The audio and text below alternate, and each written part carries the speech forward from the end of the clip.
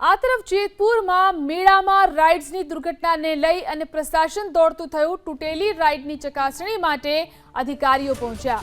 Police મામલતદારની ટીમે રાઇડ્સની ચકાસણી શરૂ કરી।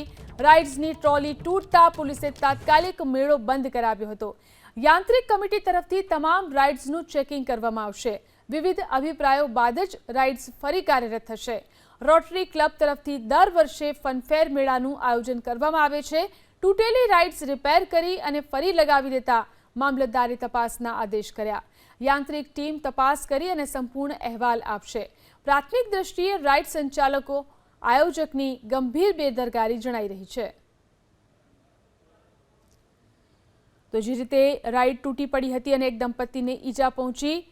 ધવલ મંડલી અને ગાયત્રી મંડલી નામના પતિ પત્ની કે જેમને ઈજા પહોંચી હતી આ ઘટનાની અંદર, ત્યારે જે રીતે આ રાઇડ્સનું ચેકિંગ કરવામાં આવે છે તેને લઈને સવાલો ઉઠી રહ્યા છે।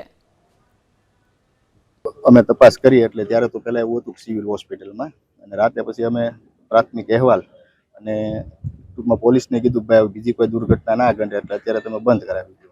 પછી સવારમાં અમે અમારા સોર્સથી જાણ્યું કે એમને કેજે હોસ્પિટલમાં હોસ્પિટલાઇઝ છે, માથામાં ટાંકા છે અને સાંજે એમને રજા આપી દેશે ભાઈને। અને એ દરમિયાન પછી અમારે હેડ ઓફિસને જાણ કરી કે આવું આવું છે, એટલે મેળો અત્યારે બંધ કરવાની અમે સૂચના આપી દીધી છે કે ભાઈ એની આખી યાંત્રિક કમિટી હોય છે કે એમના બધા રાઇડો ચેક કરવાના હોય છે, R&Bથી માંડી અને ચીફ ઓફિસરના બધાને। એટલે હવે એમને મેળા ચાલુ કરવો હશે તો એમને પહેલાં એમના બધાના અભિપ્રાય લેવા પડશે, પછી એમાં પ્રાંત સાહેબ નિર્ણય લેશે। એટલે અત્યારે હાલ તુરંત મેળો બંધ કરવાની